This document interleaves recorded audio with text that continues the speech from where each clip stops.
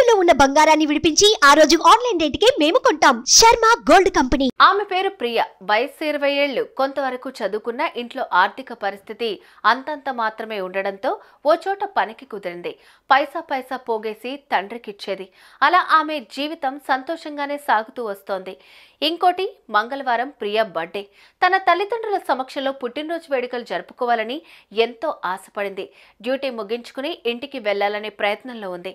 అంతే, ఓ ఊహించని ప్రమాదం ప్రియను ప్రాణాలతో లేకుండా చేసింది.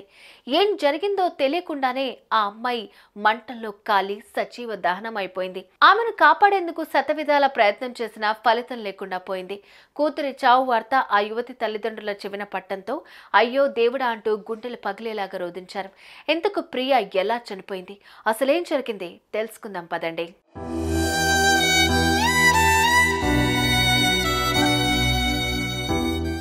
ఇక్కడ మనం చూస్తున్న అమ్మాయే ప్రియ.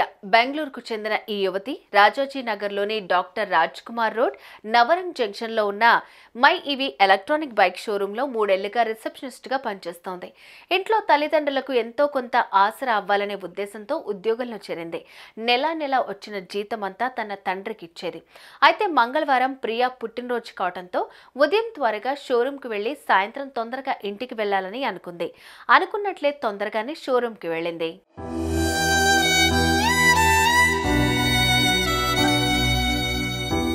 ఇక పని ముగించుకుని ఇంటికి వెళ్లాలనే ప్రయత్నం ఉంది. అంతే, షోరూంలో ఉన్నట్టుండే ఎలక్ట్రిక్ బైక్ బ్యాటరీలో షార్ట్ సర్క్యూట్ జరిగి మంటలు వ్యాపించాయి.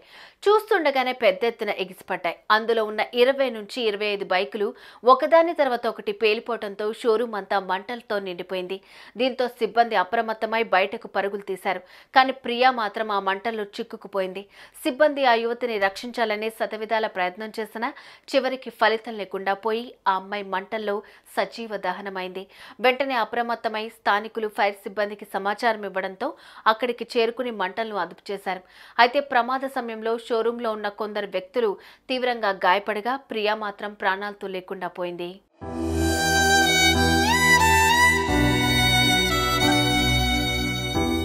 ఇక కూతురి మరణ వార్త తెలుసుకున్న ప్రియా తల్లిదండ్రులు గుండెలు పగిలేలాగా ఏడ్చారు.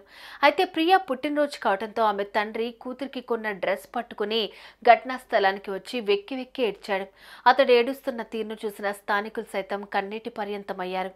పుట్టినరోజు నాడే ప్రియా మరణించడంతో ఆమె కుటుంబ సభ్యులు శోక సంద్రంలో మునిగిపోయారు.